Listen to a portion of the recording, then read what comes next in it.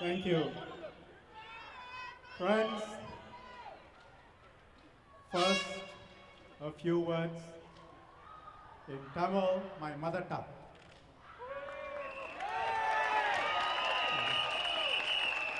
I'm proud that in Singapore I can stand in front of a crowd like this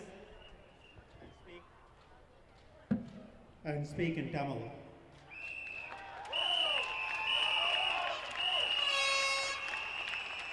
மீசூன் தொகுதி வாக்காளர்களே, உங்களுக்கு எனது முதற்கண் வணக்கம்.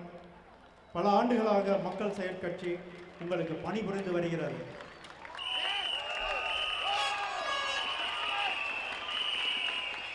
உங்களுடைய சுற்றுப்புறம் தேவைகளை பூர்த்தி செய்ய நாங்கள் முழு மனதுடன் பாடுபட்டு வருகிறோம். உங்களுடைய ஆதரவை எங்களுக்கு தந்தீர்கள். தொடர்ந்து உங்களுடைய ஆதரவை தருமாறு தாழ்மையுடன் கேட்டுக்கொள்கிறோம். நானும் எனது சக குழுவினரும் உங்களுக்கு பணிபுரிய தொடர்ந்து பாடுபடுவோம். மீசூன் ஜொலிக்க வேண்டும், மேலும் சிறந்த நகரமாக வேண்டும். அதற்கு உங்களுடைய ஆதரவை, வாக்கை எங்களுக்கு இந்த நண்பகமான குழுவிற்கு அளியுங்கள். நன்றி, வணக்கம்.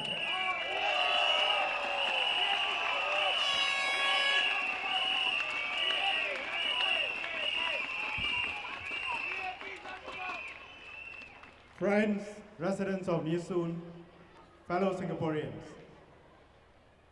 you heard two seniors, Mr. Tan and Mr. Ong Ah Hing. Then you heard Mohammed Firdaus and Dipna Lim, representing a young, new generation, the very best of our young generation with their aspirations. One athlete, the other a lawyer with a passion, both with a deep passion to serve the community. Our young people are talented, and in Singapore, regardless of race, language, or religion, they can achieve all their aspirations.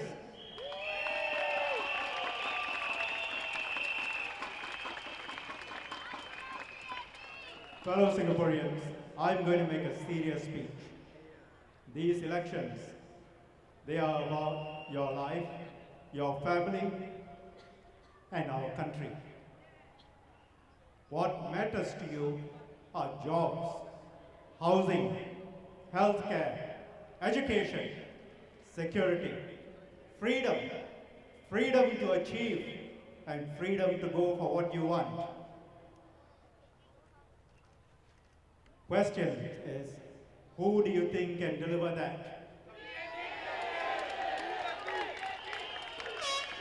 Who do you trust in your heart? What is your gut feel? I make 2 points. We have to understand what challenges we face as a society, as a country. And 2, how should our political system evolve so that we can continue to succeed as a people and as a country? What are the challenges? We face several challenges, external and internal. Let me just touch on 2, one external, one internal. The most serious internal challenge we face is that we are one of the fastest aging societies in the world. These elections must discuss serious issues. It is not just fun and games. It's not just the ability to come here and say things for the short term.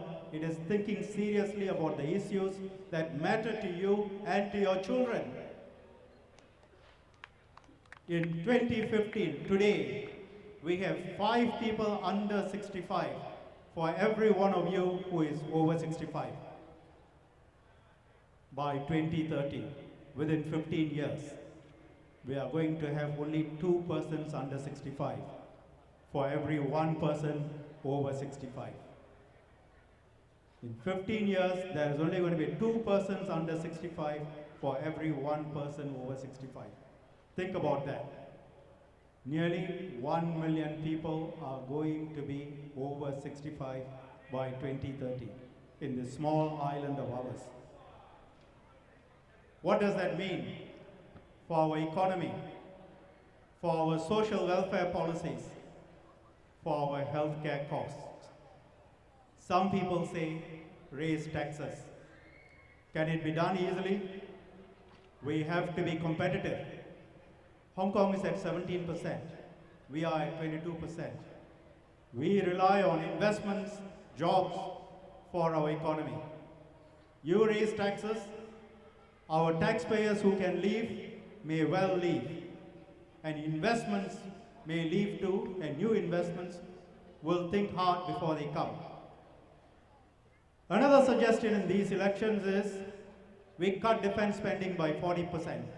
40%. Is this a sensible suggestion? Everything you have, everything you see around you, at the core is based on our ability to defend ourselves. A strong, powerful SAF is essential.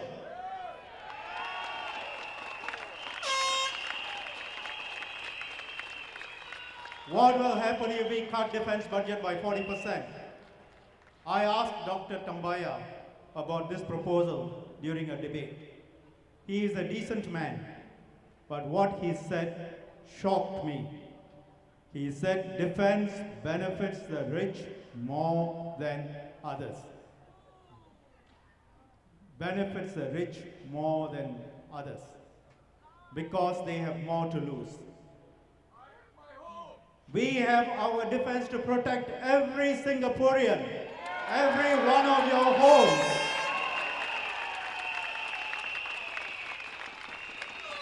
We have to deal with our demographic issues, our aging issues in a serious way and not with these crazy suggestions.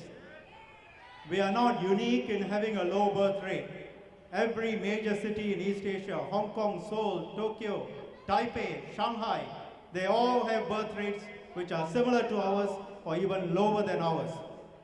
But it is more challenging for us because of our small size.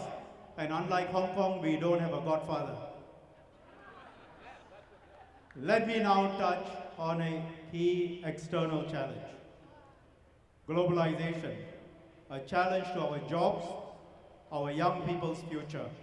Today, many things that are done in Singapore can easily be done outside. Take accountants, Philippines, India, the biggest centers for business process outsourcing, like accounting, bookkeeping. You take the documents in Singapore, you email them to India or Philippines, they write up the accounts, they send them back to you here. Same with many aspects of legal work. Client walks into a law firm, you take the information, you send it to Bangalore, there are teams of 300 lawyers sitting there, they analyze, they report back. You have a small number here then to check that. Radiology, a 3-man team in Bangalore is now servicing 40 US hospitals at a fraction of the cost, at Indian doctors' salaries. In Singapore, you've got to get into medical school, then you've got to do housemanship, then you've got to do specialization, and then you become a radiologist. And we have people there who will, you go into a hospital, X-ray is taken, you email it to Bangalore, they will read it, or Shanghai, and they send it back. Instead of having 10 radiologists, you can do it with 2 or 3 in Singapore now. China and India produce 1 million graduates in science, maths, engineering, technology. There's intense global competition. It's putting a pressure on our wages across all sectors. How do we keep our jobs? What is it that can be done in Singapore that cannot be done faster, better, cheaper in some other place? We have to think seriously about issues like this. We have to have a government that can think and plan and prepare and make sure Singaporeans have jobs.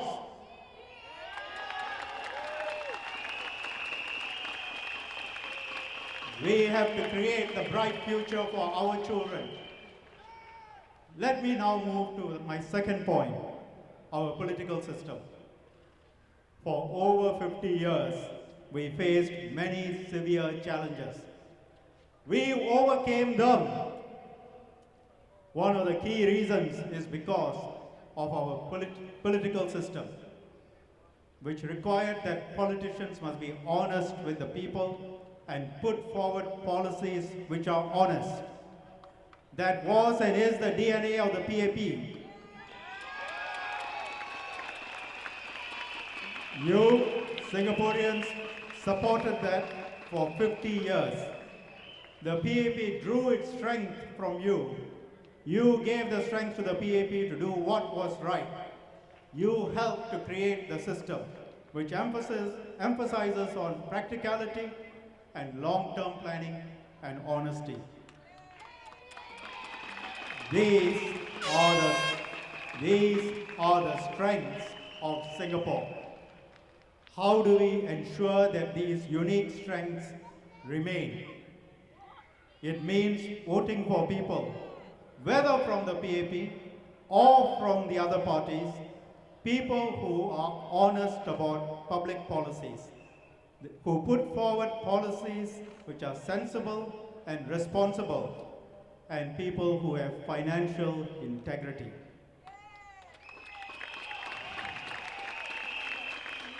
We must insist on these qualities for all politicians, whether they are from the PAP or from the opposition. Then whoever is elected from any party will have those values. If, however, Singaporeans apply a different standard to everyone other than the PAP, then you encourage a different breed of politician who will draw strength from your support, and more people will see that these are the ways to get into politics and succeed in politics. So the first question is not whether the person is from the PAP or from another party. The first question is track record. His track record, his party's track record. That has to be good. It has to meet certain standards. If we want to maintain clean, honest, responsible political system, which can be the only way Singapore can succeed.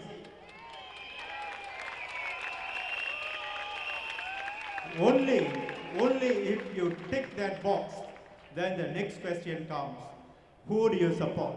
Whether the PAP or one of the other parties, and why? So with this in mind, what do the other parties offer you in this general elections? The SDP has said they want DPM Tharman to split from the PAP and form a grand coalition with the SDP, like the PKR in Malaysia. Like the PKR in Malaysia. That will destroy the political stability that has been the very foundation of our success. If you turn to the Workers' Party, in these elections, they have made their intentions clear. Few days ago, Ms. Sylvia Lim, Mr. Peng Eng Huat spoke openly and fiercely about what will happen if they were in government. Ms. Lim said that if the Workers' Party forms a government, it will get rid of various policies, including the GRCs. Mr. Peng referred to the Thai military coup. He said Thailand is okay, the civil service can run the country. So likewise, what he is saying is, if the PAP is out, let the Workers' Party run the government. Don't worry whether they are competent. The country will be run by the civil servants. They are being honest in saying that the Workers' Party wants to take over the government of Singapore. But it is astonishing to assure Singaporeans that don't worry whether we are competent or not, the country will still be run well. The SDP, the Workers' Party, their suggestions lead to the same conclusion. A change in the values that has made Singapore special. A change from requiring competence and unity in political leadership and a change from the stability that we have had. An honest politician thinking about Singapore's success, rather than himself, will say, we will work hard for you and we will prove to you that we are worthy of forming a government and show you that track record as proof. In the case of the Workers' Party, there are 3 sets of records. Their performance in Parliament, their town council in the one place they were in charge in, and their general approach to questions and transparency. Parliament, you know what their record is. No meaningful contribution to any policy. No meaningful contribution to any policy. Whatever the PAP does, after we put forward the policy, they will stand up and say, do more. It's very easy, isn't it? Just do more. Second track record, town council, enough has been said. All I need to say is there are many questions which have not been answered, and a direct refusal by Mr. Pritam Singh in Parliament to answer any questions. I will not answer you, Minister, he said. And they only had one job. Yes. Third, on their general approach to questions on transparency, many examples of what their approach is, but in general, you know, they avoid answering questions, and each time you raise a question, they divert the attention to something else. They believe that these are the ways in which one wins votes. Keep quiet in Parliament, roar at rallies without regard to what is the truth. For Singaporeans, for each one of you, the question is this the kind of politics you want? It is not a case of saying, oh, it's okay, it's only one more seat, or a few more seats, or 28 more seats. It is the question of the type of politicians you encourage. Do you want this culture to spread? If you accept this, then you will get many more people who come into politics with the same attitude. The spread of that culture is already clear. Look at the Workers' Party slate in Lisoon. Mr. Gurmeet Singh left the Workers' Party a few weeks ago, after he was told that he would only be a backup candidate, meaning he wasn't good enough. He joined the Singh First Party and appeared with them in their colors, publicly campaigning. Why? Because they promised him that he will be a candidate. And then, his priority was he must be a candidate by any means. Doesn't matter what the party colors he stands in or what the party's principles were, but after one day with the Singh First Party, he retracted his resignation and rejoined the Workers' Party. Why?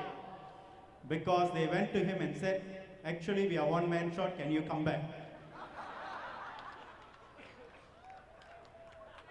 And we will offer you a candidacy. So Mr. Gurmeet Singh is now a Workers' Party candidate here in Lisoon. For him, his ambition partially realized. So I come back to the first point. You, every one of you, will decide what sort of politicians we want to encourage. To succeed, we must encourage and require honest, principled politics, not just on the part of the PAP, but also on the part of the opposition, both from the PAP and from all the other parties. Many parties are putting forward ideas in these elections. There are different ways of doing things, but there are different trade-offs. It is important that the consequences of each of those ideas, those have to be put across. Candidates must be honest and say, these are the costs, these are the trade-offs. Not just pretend that the skies will be blue, the clouds will lift, and all will be somehow better if voters pick them. Let me give you one example. On the Workers' Party's proposals on foreign workers.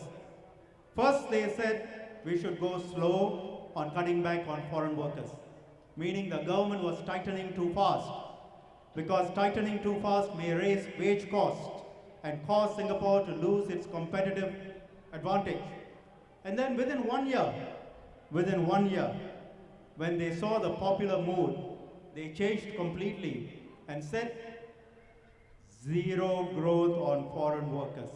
Zero growth on foreign workers. Doesn't matter that 1 year ago they were taking something else or saying something else. The government must turn off the tap completely. But wait, that's not the end. Within 1 month after that, they changed again and said you should allow more foreign workers in specific sectors. Make it easier, for example, for families to hire more maids. All this is on the record. They don't seem to be embarrassed. And then earlier today, Mr. Gerald Giam seemed to suggest that maybe we shouldn't tighten foreign worker numbers anymore because it is hurting businesses. From zero, first to say we are cutting too much, then to zero because we are not cutting enough, and then to increase in some areas, and then now to say, well, you are hurting businesses. So say whatever is necessary whenever it is necessary.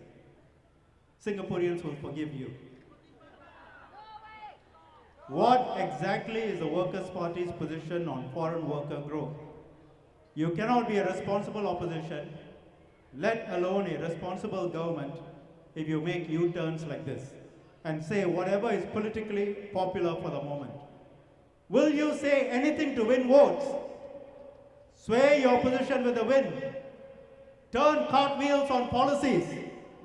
What does this say about your character? What does this say about your intentions? Never mind that people may lose their jobs because of your flip-flops, as long as you win. Freezing foreign worker growth is a very serious point. A responsible opposition should put it across the consequences. I can think of three. One, it makes it very, very difficult for SMEs. 70% of Singaporeans are employed by SMEs. If the SMEs close down, Singaporeans lose jobs. You hurt your own people. Does the Workers' Party tell you all of this? No. Second, it is a proposal achievable with Singapore's current fertility rates and labor force figures. On current projections, it is almost impossible in the near future to achieve 1% resident workforce growth, which the Workers' Party says it needs to implement zero foreign worker growth. Does the Workers' Party tell you this? No. Third, zero foreign worker growth means one foreign worker out, one foreign worker in. Who decides who comes in and who goes out? Who decides which Singaporean business should survive because it got the workers it needed, and which Singaporean business should die because it didn't? Does the Workers' Party talk about this? No. For good governance and good politics, look at what politicians say, their track record, their promises, and vote for the people who you believe can be trusted. Ask for the same fundamental basic values from everyone.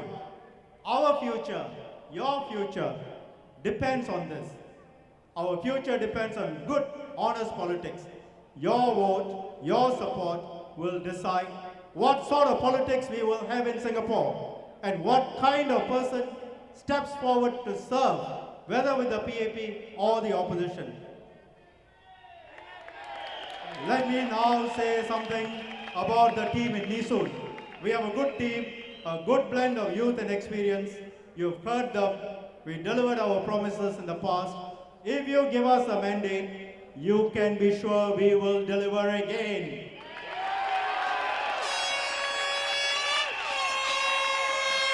We humbly ask for your support. Vote for the PAP. We will always be on your side. I would ask Josephus and my fellow members to join me, and all of you to join me now in 3 cheers.